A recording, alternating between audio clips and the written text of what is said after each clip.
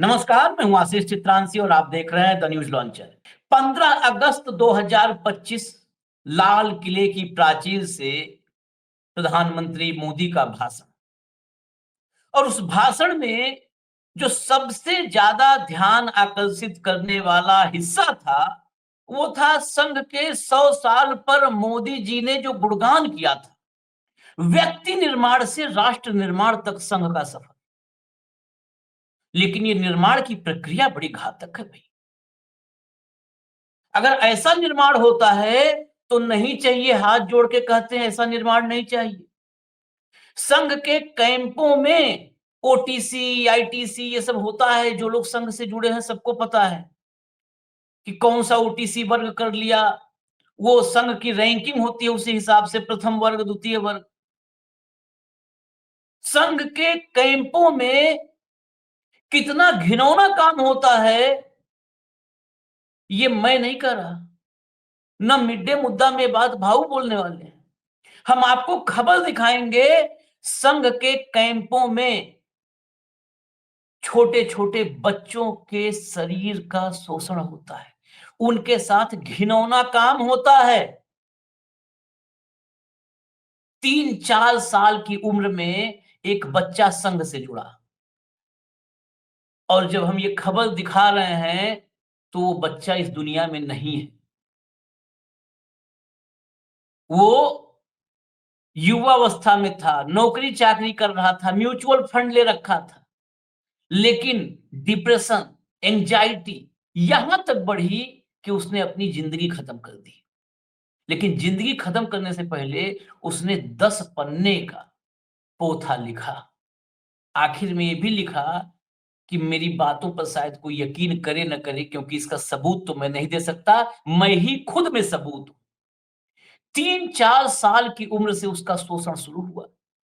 जो संघ के कैंप होते हैं, उसने एनएम नाम के एक आदमी का, एक किसी संघ के जो है एक मेंबर का, सीनियर मेंबर का नाम लिखा है एनएम। अब ये एनएम कौन है, ये संघ के लोग जाने या दर्शकों को अगर कोई जानकारी हो तो वो बता सकते हैं। एनएम, उसने 3-4 साल की उम्र से उसका शोषण किया और उसको एक खिलौना बना दिया। हम बहुत सारे शब्द का आज इस्तेमाल नहीं कर पाएंगे कि यूट्यूब पर आपत्तिजनक की श्रेणी में चला जाता है, कम्युनिटी के गाइडलाइन की श्रेणी में चला जाता है। बहुत ही दुखद खबर है ये, और संघ के मुंह पर कालिक, और संघ की तारीफ करने वालों के मुंह पर कालिक पोतने वाली ये खबर है। अगर 100 साल का गौरवशाली इतिहास यही है तो मुझे आज वो राघव जी, मध्य प्रदेश का वित्त मंत्री याद आ गया, जिसके मुंह में दांत नहीं था, पेट में आंत नहीं था, लेकिन मध्य प्रदेश में वित्त मंत्री था, संघ का बड़ा निष्ठावान बुजुर्ग व्यक्ति था। उस पर छोटे छोटे बच्चों को के साथ दैहिक शोषण के आरोप लगे थे। और ताजा घटना, फिर आप छोड़ दीजिए हाईवे वाले धाकड़ को, हिमाचल प्रदेश के भाजपा के प्रदेश अध्यक्ष के भाई की गिरफ्तारी हुई है। एक 25 साल की युवती के साथ उसने घिनौना काम किया। आज की खबर हम आपको दिखाएंगे। बीजेपी सनातन के लिए उसके किए गए कामों की तारीफ करते हुए उसका बचाव कर रही है। ऐसा सनातनी चाहिए इस देश को, यही सनातन के लिए उसका योगदान है। लाइए भाव को लाइए चर्चा में। इंट्रोडक्शन में बहुत सारी बातें आ गई। स्वागत है भाव। ये आज बहुत बड़ा, इसको हम खुलासा कह सकते हैं। हालांकि पूरे देश में जब से ये खबर सुबह सुबह भाव ने की, तब से मैं हिंदी में इस खबर को देखने के लिए तरस गया। हिंदी में सर्च कर लिया, जितने हम लोग की, वही हम लोग का काम है, तो कैसे निकालते हैं खबरें, पता है।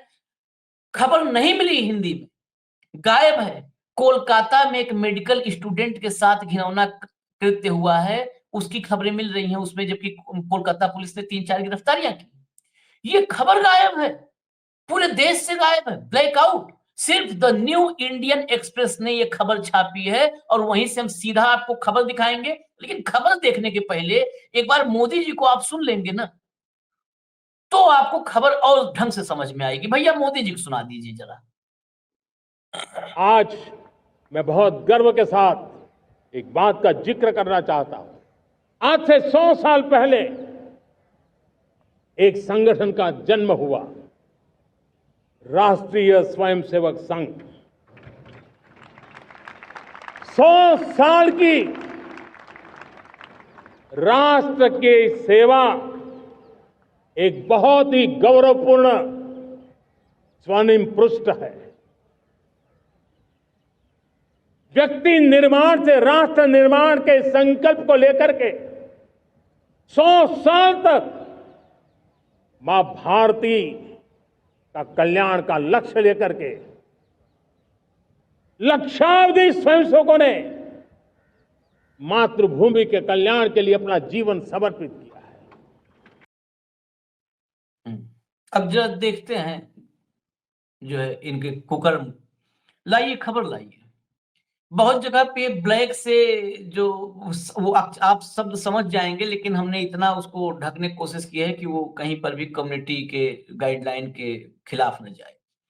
क्योंकि कल ही हमारा एक वीडियो डिलीट किया गया है, ज्ञानेश कुमार पर वीडियो था, वो हम अलग विषय आपको बताएंगे पूरा इस वीडियो के आखिर में कि क्या क्या चल रहा है। द न्यू इंडियन एक्सप्रेस की हेडलाइन है, Kerala IT professional found dead, final insta post alleges abuse by multiple RSS member. Physical वो समझ जाएंगे आप, XUAL से। केरल के एक आईटी प्रोफेशनल को जो है डेड पाया गया। उसने अपना इंस्टा पर एक शेड्यूल किया था, जैसे हम लोग यूट्यूब वगैरह पे या फेसबुक पे आप लोग करते होंगे, इंस्टा पर फेस पे पोस्ट शेड्यूल किया था, जो उसके जान देने के बाद पब्लिक हो गया। और पूरा पोस्ट जो है वो बहुत ही चौंकाने वाला है। In a post of Instagram, Anandu Aji who joined the RSS as a child, बच्चे के रूप में उसने किया था, 3-4 साल का बच्चा था, said he took the step after fighting severe mental health disorders following alleged abuse by members of the organization। अब कौन है ऑर्गेनाइजेशन? मैं खबरें जरा थोड़ा सा दिखा देता हूं क्योंकि ये फैक्ट्स जरूरी हैं। I am not angry with anyone except one person and an organization. The organization is RSS, राष्ट्रीय स्वयंसेवक संघ, जो भी मोदी जी बता रहे थे। Which my father, a very good person, अपने पिता की तारीफ में लिखता है, made me join, मतलब मेरे पिताजी जो बहुत अच्छे व्यक्ति थे, उन्होंने मुझे ज्वाइन करवा दिया था। That's where I would suffered lifelong trauma from the organization and that person, he wrote। उसके बाद लाइफ लॉन्ग ट्रामा मिला उस ऑर्गेनाइजेशन आरएसएस से और उस व्यक्ति से। फटाफट लगाइए, चेंज कीजिए। Describing himself as a victim of व्यभिचार, RAPE, Anandu detailed the abuse he was subjected to। I was क्या लिखता है? I was continuously abused by a person when I was a child। I have also been subjected to abuse by several members of the RSS। या यहां पर बहुत सारे आके लिख सकते हैं कि एक आदमी तो कोई भी किसी पार्टी में मिल जाता है तो आप उस पार्टी के 7 पीढ़ियों को कोसते हो, गाली देते हो। 7 पीढ़ी। कांग्रेस का एक कोई कार्यकर्ता मिल जाए तो आप जवाहरलाल नेहरू को नहीं छोड़ते हो, और आपके members, several members of the RSS, I don't know who they were, but I will expose the person who abused me when I was just 3-4 years old। जो बहुत सारे आते थे, वो कौन थे उनका नाम तो नहीं पता, लेकिन उसको एक्सपोज करूंगा जो मैं 3-4 साल का था तब से, जिसने मेरा दैहिक शोषण शुरू किया। Anandu alleged that he was abused by a person named NM, जो मैंने कहा था शुरू में, NM, an active member of the RSS and BJP। वो भाजपा और RSS का एक सक्रिय व्यक्ति है जिसका नाम है NM, नेम्ड, और फुल फॉर्म नहीं लिखा है, NM समझने के लिए कि उस संगठन के लोग तो समझ ही जाएंगे। Who was also a neighbor and someone he trusted like a brother, अपने भाई जैसा मानता था। He said that he was diagnosed with obsessive compulsive disorder, OCD, later in life due to the abuse। He constantly abused me, has done a lot of things to my body। I was like a SEX tool for him. The sad part is I am only realized that this abuse was the cause of my mental illness when I was diagnosed with OCD. I believed it hadn't caused me. He was like a brother and was considered like a relative by my family. Next, आगे लाइए next आइए. I have also been abused at RSS camps. जो मैंने शुरू कहा था ना, camp में, RSS camps. I don't remember their names, but I have been abused at the ITC and OTC camps. ITC और OTC कैंप जो होते हैं, इनके प्रशिक्षण वर्ग बोलते हैं, प्रशिक्षण वर्ग. उन कैंप्स में I was also subjected to physical abuse. They used to beat me with the batons without any reason, he said, describing RSS as a source of severe abuse and hatred. Severe abuse, गंभीर शोषण और घृणा. Anandu warned against forming close bond with the members of the organization. Next. अभी चलिए, अभी हिंदी पूरा ब्यौरा भाव पूरा खोलेंगे इसको. There is no other organization that I absolutely despite. I know it well because I have worked with them for so many years. Never befriend an RSS member, not only friend, even if it is your family, your father, brother or son. Cut them off your life. They carry so much venom. They are the real abuser, he alleged.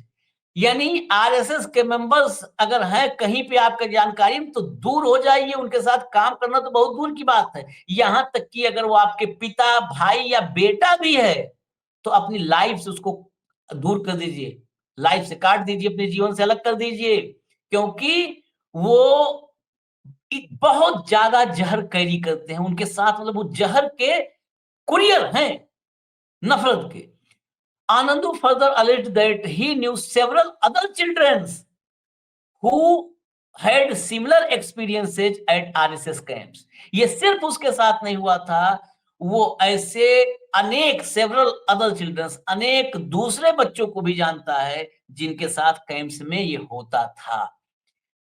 What I have described is just what they have done to me. They have been and physically abused a lot of children. I am able to openly say this because I left the organization. I know nobody would believe me as I don't have any proofs, but my life itself is a proof. I am doing this as I don't want another child to go through what I suffered, he said. उसने कहा. भाऊ, इससे घृणित मुझे लगता है कि वाकई 100 साल में इससे घृणित खबर तो मैंने नहीं देखी थी. हम लोग 20-22 साल 25 साल से हैं, आप 35-40 साल आप पत्रकारिता में हो, लेकिन 100 साल पढ़ते तो हैं खबरें पुरानी भी. 100 साल में इससे घिनौनी खबर किसी भी संगठन से जुड़ी नहीं है. आना नहीं होगा भाऊ. मुझे तो लगता है अब संघ को 100 साल हो गए, अब जाना होगा, आना भी नहीं होगा, अब जाना होगा. इसलिए 2-3 सवाल हैं बहुत महत्वपूर्ण. एक ऐसा संगठन जिसका कोई रजिस्ट्रेशन नहीं है, कोई रजिस्ट्रेशन नहीं है, उसको लाल किले से प्रेज किया जाता है, उसके लिए डाक टिकट आता है, उसके लिए सिक्का आता है.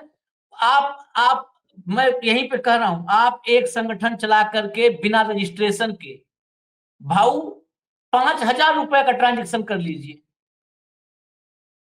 कल देखिए क्या अशोक वानखेड़े पर 5,000 करिए. कैसे कर रहे हो? ये अरबों का, खरबों का ट्रांजैक्शन, अरबों की संपत्ति, खरबों की संपत्ति पूरे देश में संघ के दफ्तरों में है.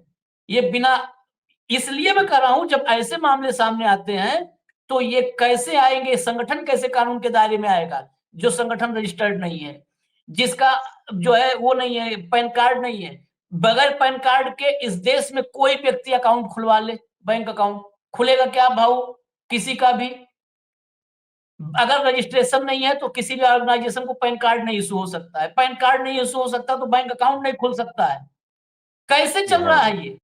और सरकार इसको, देश का प्रधानमंत्री इंडोर्स करता है, तारीफ करता है. अब ये आशीष सामने आने का नहीं वक्त है, अब ये जानने का वक्त है। नहीं नहीं, कोई टेकअप नहीं करेंगे भाऊ। मैं यहीं पे एक खबर और लाना चाहता हूँ, एक खबर और। ये बेशर्मी ढिठाई का वो दौर है, ये खबर देखिएगा। वो न्यू इंडियन एक्सप्रेस था, ये इंडियन एक्सप्रेस में खबर है। Himachal Congress seeks protection for survivor, RAP survivor. BJP hails accused contribution to Sanatan Dharma. अब सुनिए आप, अब इसके बाद क्या इन्वेस्टिगेशन होगा? नाम तक नहीं था भाऊ, नाम तक नहीं, फोटो नाम तक नहीं था। हमारे यहाँ वार्ड का पार्षद होता है तो उसका 6x8 का, उसके घर पे जिस गली में उसका घर होता है, 6x8 का रोड पर बोर्ड लगता है, हाँ ग्लोसाइन लगता है, होर्डिंग लगते हैं कि इधर है पार्षद जी का की हवेली, इधर है, आओ कभी हवेली पर।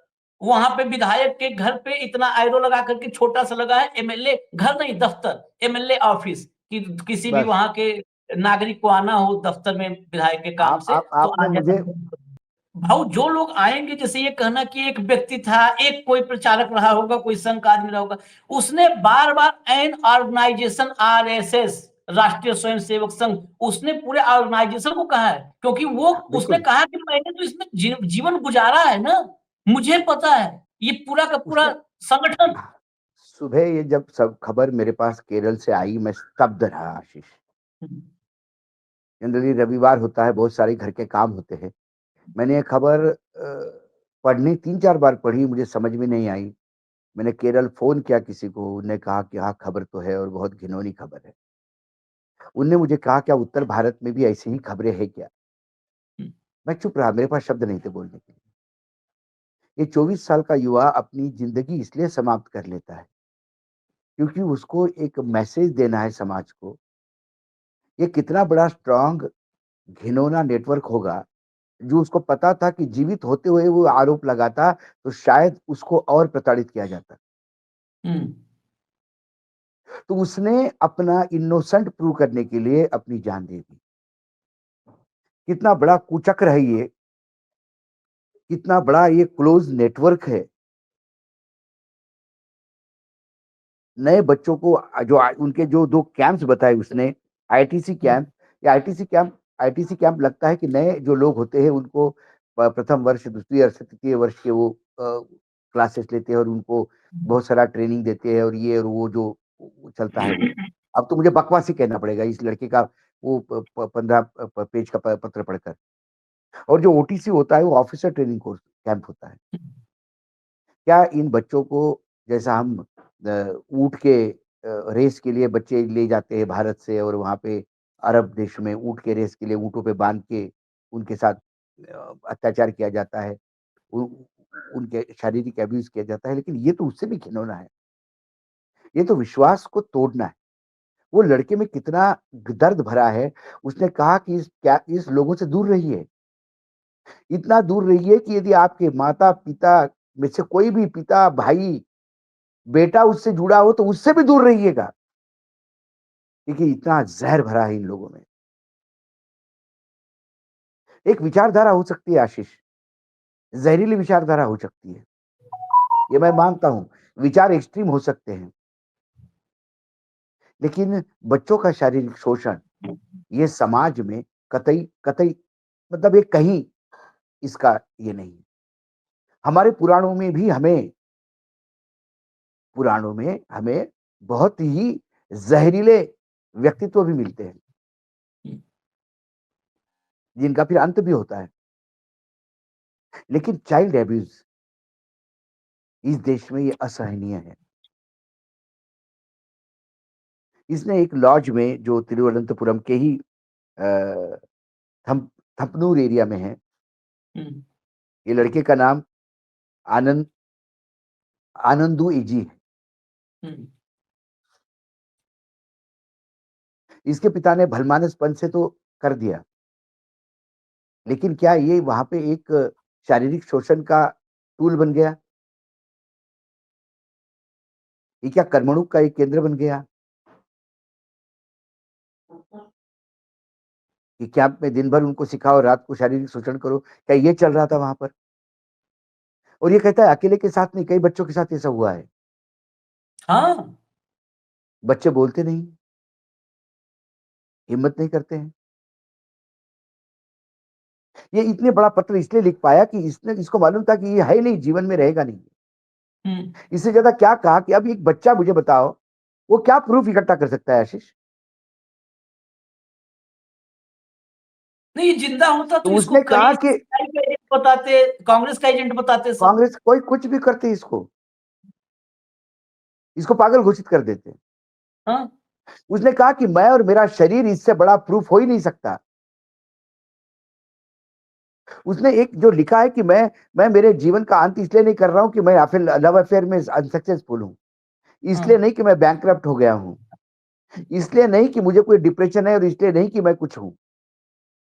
ये जो ओसीडी जिसको हुआ है, ऑब्सेसिव कंपल्सिव डिसऑर्डर, हम्म। इससे वो उभर नहीं पाया। इसके लिए जो ट्रीटमेंट ले रहा था, दवाई ले रहा था, उसके लिए वो कॉन्सेंट्रेट नहीं कर रहा था। एक होनहार आईटी एक्सपर्ट, उम्र 25 साल, हम्म। उसने कहा कि उसने उसने दूर दूर, मतलब उसने इतना सोच समझ कर लिखा है आशीष, हम्म। कि उसने कहा कि ये मत समझिए कि मेरे बहन की शादी हुई, शायद इंटरकास्ट शादी की उसके बहन ने। हाँ। वो आगे हाँ। हाँ। लिखता है कि मेरे बहन की इंटरकास्ट शादी से शायद आपको लगा होगा कि मुझे कुछ बुरा लगा, बिल्कुल नहीं। हम्म। मैं मेरे बहन और जीजा से बहुत प्यार करता हूं, और मेरी बहन की अपनी चॉइस थी और बहुत सुखी है वो। उसने अपने बहन से, अपने माता से, अपने जीजा से माफी मांगी कि मैं आपका हम्म। गुनहगार हूं, क्योंकि मैं आपको छोड़ के जा रहा हूं। उसने और भी कहा कि छोटी मोटी उधारी कहीं मेरी होगी तो मेरा जो इन्वेस्टमेंट है म्यूचुअल फंड में, गोल्ड बॉन्ड्स में, वो इन्वेस्टमेंट बेच के वो उधारी दे देना। मतलब उसने कोई लाइबिलिटी नहीं रखी, हम्म। कोई लंबी चौड़ी उधारी भी नहीं। कोई होता ना, कभी किसी प्रेस वाले के पैसे देने हैं, मंथली हिसाब हम्म। होता है, किसी दूध वाले का मंथली हिसाब होता है, घर का रेंट होता है मंथली। उसने छोटे मोटे कोई उधारी होगी तो वो उसको चुका देगा। ये इतना डिटेल तक गया है वो। और इस पर आपने सही कहा, कोई अखबार, क्योंकि मैंने केरल में बात तब की आशीष, उसके पहले मैंने सारे अखबार ढूंढे। हाँ। सुबह 6 बजे की ये खबर मैंने पढ़ने के बाद मैं तब लगातार लगा हूं काम पे। मैंने सारे अखबार, सारे पोर्टल ढूंढे, अखबार मुझे कहीं नहीं दिखाई दिया। केरल के कुछ अखबार में छपा, लेकिन वो मलयालम में छपा तो मैं पढ़ नहीं पाता था।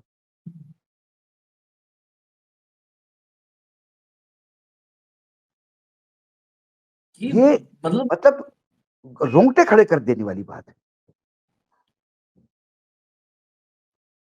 और रोंगटे कैसे? खड़े। और नहीं मैं। ऐसे संगठन के लिए कॉइन रिलीज होती है हमारे देश में। कॉइन। ऐसे संगठन के लिए स्टैंप निकाला जाता है। और आपने सही कहा, किसी एक आदमी कहीं भी खराब हो सकता है। पत्रकारिता में भी कुछ लोग हैं जो खराब है, तो इसके लिए सारी पत्रकारिता गाली नहीं दी जा सकती। लेकिन उसने क्या कहा अपने पत्र, उस चिट्ठी में, उसने कहा एक नहीं, सीरीज ऑफ पीपल। हम्म। हम्म। मतलब ये परोसने की चीज हो गया था हम्म। कि भाई कहीं गांव में कैंप लगा, बाहर से प्रशिक्षण करने के लिए आए, तो रात के लिए आपकी क्या व्यवस्था है? तो ये लड़का है। उसने कहा मैं नाम भी नहीं जानता उनके, कितने लोगों ने मेरा अब्यूज किया। वो एक अय्याशी का टूल बन गया था भाई। और उसके जैसे पता नहीं कितने बच्चे, उसके जैसे पता नहीं कितने बच्चे। एक अब वो केरल फाइल वालों को बोलूंगा, एक केरल फाइल अब पिक्चर बना। अपना, हाँ। हाँ। उसने तो, तुमने वो फर्जीवाड़े पे एक बना दिया था कि तालिबान लेके जाते हैं और वहां पे कैसा इनको अय्याशी का टूल बनाते हैं लड़कियों को। यही थी ना केरल फाइल। वो तो उधर जाते हैं विदेशों में, ये तो इसी धरती पे हुई। गॉड्स चोजन लैंड बोलते उसको। हम्म। भगवान की बहुत ही चूज की, भगवान की अपनी एक बेहतरीन, जिसके ऊपर नवाजा है भगवान ने प्रकृति को, केरल को। और अभी तो आप होके आए हैं।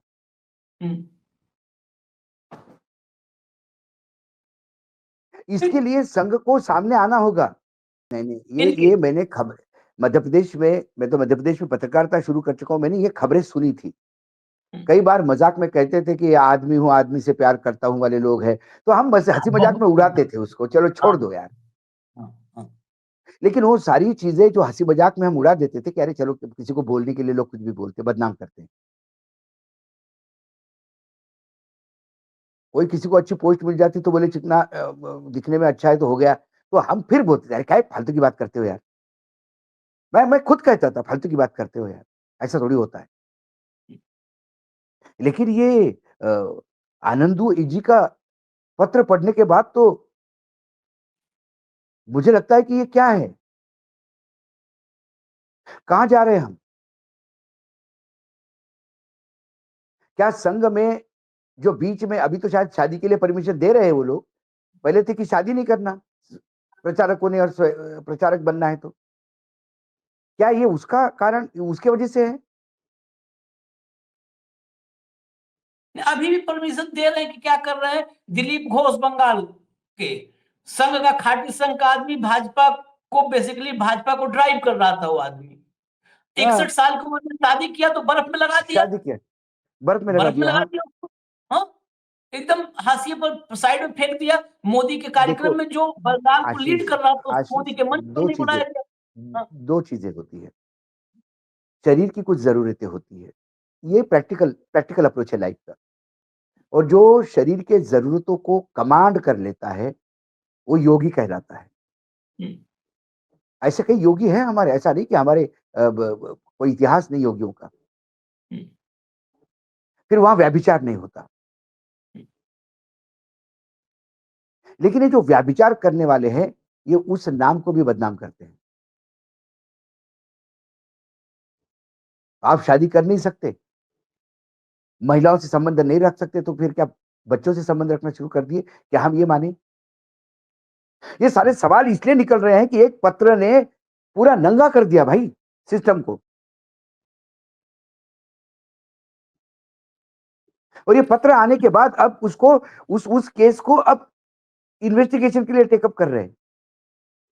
नहीं, नहीं, मैं सनातन केरल की धर्म बात कर में रहा हूँ मैं केरल ये वही है देखिए यहाँ जिससे आज आपने ये किया कार्यक्रम शुरू हिमाचल में वो राम कुमार जो वैद्य है, हम्म राम कुमार ही नाम है उसका, नाम भी राम है हाँ देखिए बताओ और मतलब रावण से भी घिनौने काम करते हैं।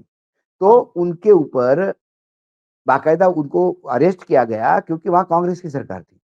हाँ केरल में लेफ्ट की सरकार है। हाँ केरल में ये इश्यू लोकल लेवल पे बहुत बड़े पैमाने पे उठ रहा है हाँ और केरल वो एक राज्य है जहाँ जनजीवन पर राजनीति हावी नहीं थी। हम्म,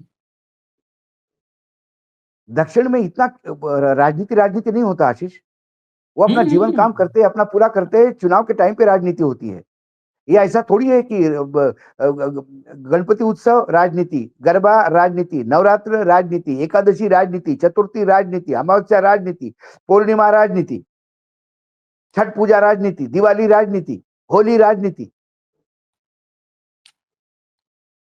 वराह जयंती राजनीति। बताओ वराह जयंती कब सेलिब्रेट होने लगी इस देश में? उसमें राजनीति।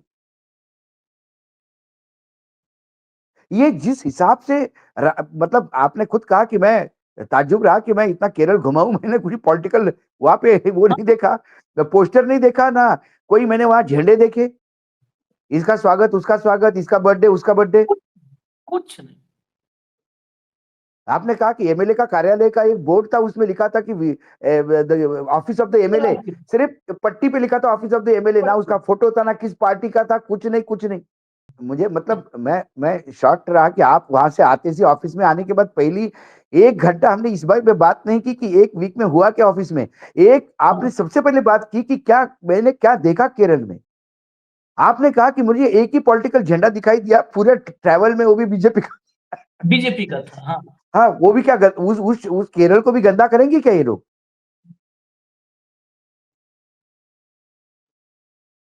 आज ये आवाज भी केरल से निकली है आशीष। हम्म, उस लड़के को देखिए 25 साल की उम्र, क्या कमी थी उसको? आईटी प्रोफेशनल था, इन्वेस्टमेंट जिस हिसाब से उसने कहा कि मेरे इन्वेस्टमेंट है, अच्छा इन्वेस्टर था, इन्वेस्टमेंट था, पैसे की कमी नहीं थी। लेकिन आत्मग्लानि, उसने सोचा कि भविष्य में क्या होगा बच्चों के साथ? उसको बचाने के लिए मुझे कुछ बताना पड़ेगा। मैं ये कहानी सुन रहा था आशीष। हुँ, कहानी रामायण से जुड़ी हुई है। हुँ, एक जहाँ आश्रम था साधुओं का, उस आश्रम में नदी थी और नदी के पे साधु कपड़े-वपड़े धोने जाते थे। तो वहाँ एक मेंढकी थी। हुँ, वो बड़ी साधुओं के साथ वहाँ पे उसकी दोस्ती हो गई थी। तो फिर एक दिन उस मेंढकी को एक साँप ने पकड़ लिया। हुँ, तो उन साधुओं ने उस साँप को लात से पीट के वो मेंढकी को छुड़ा लिया। हुँ, उसके बाद उस साँप ने तय कर लिया कि हम इसका बदला लूँगा मैं। हुँ, तो एक दिन जब वहाँ अनुष्ठान हुआ, यज्ञ हुआ और यज्ञ के बाद जब भोजन हुआ, तो खीर बन रही थी। तो साँप ने बदला लेने की इतनी उसकी तीव्र इच्छा थी कि उसने उस खीर में अपने आप को झोंक दिया, ताकि हुँ, मैं उबल जाऊँ खीर में तो खीर ज़हरीली हो जाएगी, सब मर जाएँगे। हुँ, ये मेंढकी ने देख लिया। हुँ, मेंढकी को लगा कि मैं किसी भी हालत में अब जिन्होंने मेरी जान बचाई, उनकी जान बचाने का मेरा काम है। हुँ, लेकिन साँप जैसा मैं भी कूद जाऊँ उसमें तो कोई फ़र्क नहीं पड़ेगा इनको, ये तो खाने लगेंगे। तो हुँ, उसने क्या किया, जब सारे साधु बैठ गए और खीर परोसने का टाइम आया, तो मेंढकी ने खीर में कूदा दिया अपने आप को हुँ, और उसकी मृत्यु हो गई। और हुँ, सब अरे! अरे! मेंढकी गिर गई करके उन्होंने वो ढोल दी पूरी खीर। तो पता पड़ा अंदर साँप भी पड़ा हुआ था। तब साधुओं को ज्ञात हुआ कि ये जो मेंढकी है, इसको उस साँप हमको मार रहा था, तो ये हमको बचाने के लिए इसने आत्म आहुति दी।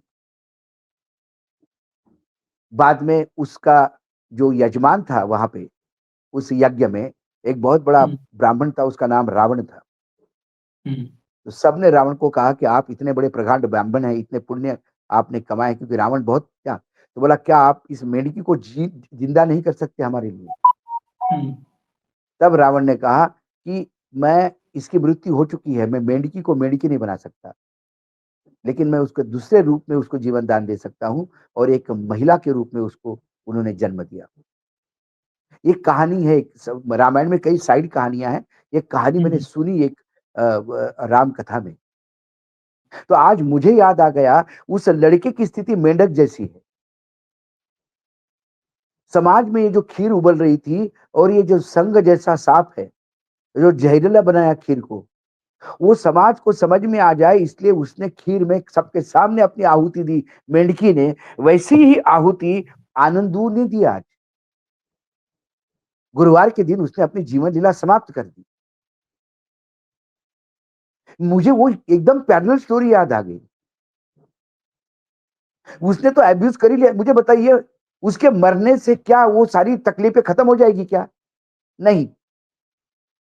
कुछ लोग उसको पलायनवादी भी कह सकते हैं कि वो भाग गया, पलायन कर गया। हुँ, डरपोक था, डरपोक नहीं था। खुद की जान गँवाने में बहुत हिम्मत लगती है। वो सबसे बड़ा हिम्मत वाला था, लेकिन उसने ये शहादत्व लिया है। वो शहीद हुआ समाज को इंडिकेट करने के लिए कि आप इस ज़हर से दूर रहिए। आज जब भगत सिंह को जब बम फेंके हाउस में, तो भगत सिंह भाग भी सकते थे। लेकिन भगत सिंह ने अपने आप सरेंडर किया। कई लोग ये व्हाट्सएप यूनिवर्सिटी में चलते कि भगत सिंह को छुड़ाने का किसी ने प्रयास नहीं किया। भगत सिंह ने खुद कहा था कि नहीं हमको फांसी जाने दो, क्योंकि हमारे फांसी जाने से इस देश का यूथ जग जाएगा। वो एक अलग लड़ाई थी अंग्रेजों की। ये आज की एक अलग लड़ाई है। इस लड़के ने अपनी आहुति दी इस ज़हरीले विचारों को उसने कहा कि ये अपने हाँ, पिता भी हो तो दूर रहिए क्योंकि ये सिर्फ़ ज़हर पिता तो उगलते हैं। भी इतना जहर इनमें भरा हुआ है ये, इतने जहरीले कितना हैं। ज़हर कितना कितना प्रताड़ित होगा वो बच्चा। संगठन और उसने कहा कि कितने मैं तो नाम भी नहीं जानता उनको जिन्होंने मेरा शारीरिक शोषण किया। हाँ, भयावह है। ये मतलब आज विचलित करने वाला है। विचलित करने वाला है कि हम कैसे समाज में रह रहे हैं। और हमारे हिंदुत्व और सनातन की ध्वजवाहक बन के वो लोग घूमते हैं। आज घिन आती है, यदि ये सनातन के ध्वजवाहक है तो मुझे सनातन होने पे भी आज हाँ हाँ, अगर ये देखिए ना, दया, वो कह मुझे रहे अपने हैं, आप पे घिन आती है ये यदि ये प्रदेश सनातन है अध्यक्ष तो। भाई को बता रहा हूँ, सब सनातन का वो बहुत बड़ा वो है, उसके उसका स्वागत किया है सनातन के लिए। वो गया है 25 साल की एक युवती का दैहिक शोषण करने में, वो गिरफ्तार हुआ है, रिमांड पे है, कह रहे हैं नहीं पॉलिटिकली है, उसने सनातन के लिए बहुत किया है। अरे सनातन के लिए तो उसने जो कर दिया आखिर में वो उतने बहुत है। सनातन के लिए यही सब सनातन के लिए ढूंढ रहे हैं ये सब करने वाले। मैंने वही तो कहा, ये यदि तो ये आपका सनातन है तो फिर हम सनातनी नहीं है। नहीं नहीं नहीं भाई, ऐसे सनातनी तो नहीं हो सकते, बिल्कुल साफ है। ऐसे सनातनी जो ये सनातन है जहां पे व्यभिचारी, अत्याचारी, दुराचारी, ये सब को बताया जाए, सनातनी का इसीलिए टैग दिया जाए। इसीलिए इसीलिए समझ में आता है कि जितने व्यभिचारी दुराचारी है, इनको व्यभिचार और दुराचार करने पे आरोप लगने के बाद भी ये लगातार सत्ता में बने रहते हैं। हाँ, ये और लगातार सोचने सत्ता के में बने रहते वक्त हैं। है, सोचने का वक्त देश के लिए है, देश के लोगों के लिए है दो कि आम आम आप। जनता के लिए, ये ये ये दर्शकों के लिए, हम ये कोई हमरे मनगढ़ंत नहीं है।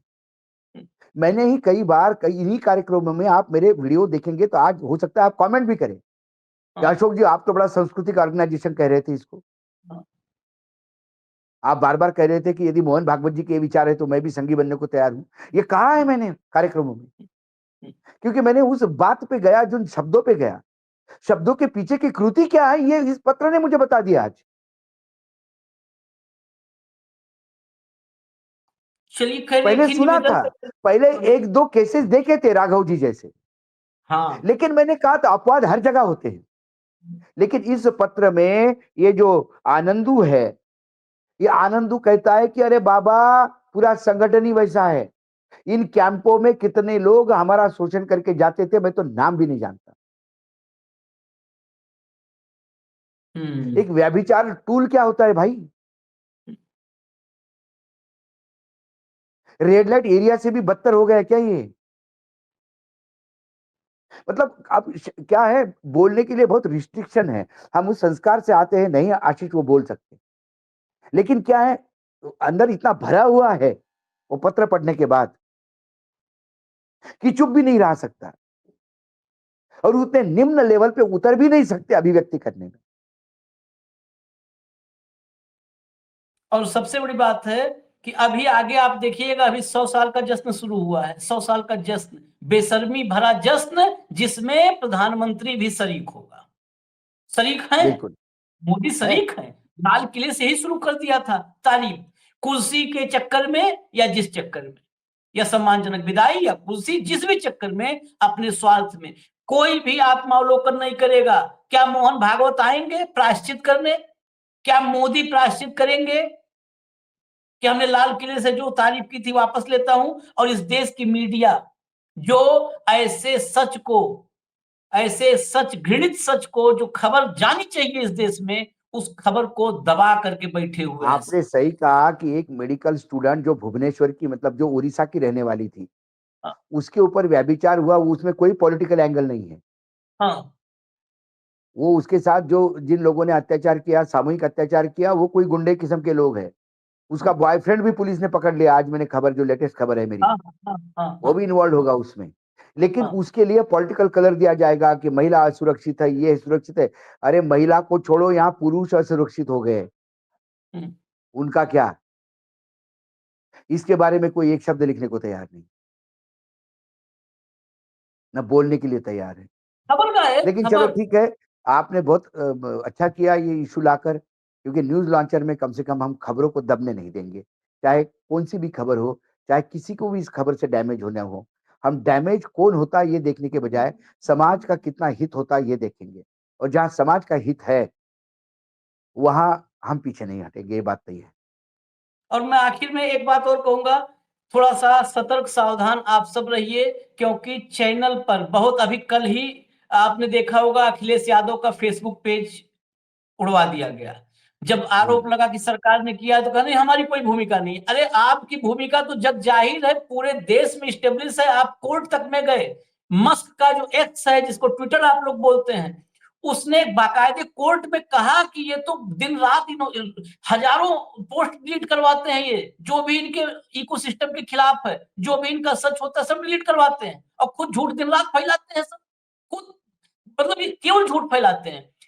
कल हमारा वीडियो फिर डिलीट किया गया है और बाकायदे ये डिलीशन खतरनाक होता है इसलिए क्योंकि हमें पता है कि ये डिलीशन कहीं पर भी एक स्ट्राइक बन करके रोक सकता है कि हम आप तक ना आ पाए, बीच में अवरोध खत्म हो जाए कि ये माध्यम ही खत्म कर दिया जाए। क्या कह के मैं बता दूं आपको, उस वीडियो में मैं पढ़ के आपको बता दे रहा हूं चलते चलते। उस वीडियो में हमने दिखाया था जो फर्जीवाड़ा हुआ था, वोटर आईडी में डुप्लीकेट वोट वाला केस था, वो हमने पूरा का पूरा दिखाया था। और उसमें जो मैं आपको 1 मिनट में जरूर पढ़ के बताऊंगा क्योंकि आप तक आना। एपिक नंबर जो डुप्लीकेट हुए थे, उस हाँ एपिक नंबर किस किस के इनके नाम लिए गए थे, ये हाँ पब्लिक डोमेन में था, अखबारों में छपा था, सब दूर था। वो नाम क्यों लिए आपने व्यक्ति विशेष के, इसके लिए डिलीट किया गया। एग्जैक्टली ये डिलीट किया गया। हाँ, इसमें हमने लिखा था जो वो था कि बिहार वोटर लिस्ट में फर्जीवाड़ा, 18 सबूत फंसे ज्ञानेश कुमार, ये वीडियो था। और इसमें हमने वो दिखाए थे 18 सबूत जो गिन करके दिखाए थे कि सेम ईपीआईसी नंबर या एक ही मकान नंबर, वो फादर का नाम जो है फादर वोटर, हस्बैंड पति का नाम हस्बैंड याद होगा आप लोगों को, हमने और भाव ने शायद कार्यक्रम किया था कि पिता का नाम फादर, पति का नाम हस्बैंड। तो उसमें अगर हम ये आपको दिखाएंगे नहीं कि ये खेल हुआ है तो कैसे हम स्टेब्लिश करेंगे, न्यूज कैसे दिखाएंगे, न्यूज दिखाना बंद करते फिर। उसमें आया है क्या लिख करके कि इसमें आपने आपका content non public personally identifiable information ये अलाउ नहीं है, इसलिए आपका वीडियो डिलीट किया जाता है। अब जब मतदाता सूची में फर्जीवाड़ा होगा तो मतदाता सूची तो दिखाई जाएगी, मतदाताओं का वो जो फर्जीवाड़ा हुआ है वही तो दिखाया जाएगा। इसका मतलब हम फर्जीवाड़ा दिखाएंगे तो हमारा वीडियो डिलीट कर दिया जाएगा। सोचिए कहां जा रहे हैं, ये सब डिलीट करवा देंगे। इंसानियत डिलीट कर चुके हैं, अब बस बचे हैं तो हम लोग को डिलीट कर देंगे, काम खत्म हो जाएगा। वही डिलीट करने की कोशिश में है, तो इसलिए डिलीट होते होते इनके नापाक मंसूबों को डिलीट कर देना है। हम डिलीट हो जाए तो हो जाए, हमें इस धरती डिलीट होना पड़े तो हो जाए, कोई दिक्कत नहीं है, लेकिन इनके नापाक मंसूबे जो देश को बर्बाद करने का मंसूबा है, इसको डिलीट ही करके हम जाएंगे। इजाजत दीजिए हमें, हम फिर आएंगे, अभी आएंगे और जरूरी खबरें लेकर के आएंगे, इनके और कुंडली खोलेंगे। धन्यवाद भाऊ, बहुत बहुत धन्यवाद, नमस्कार। नमस्कार।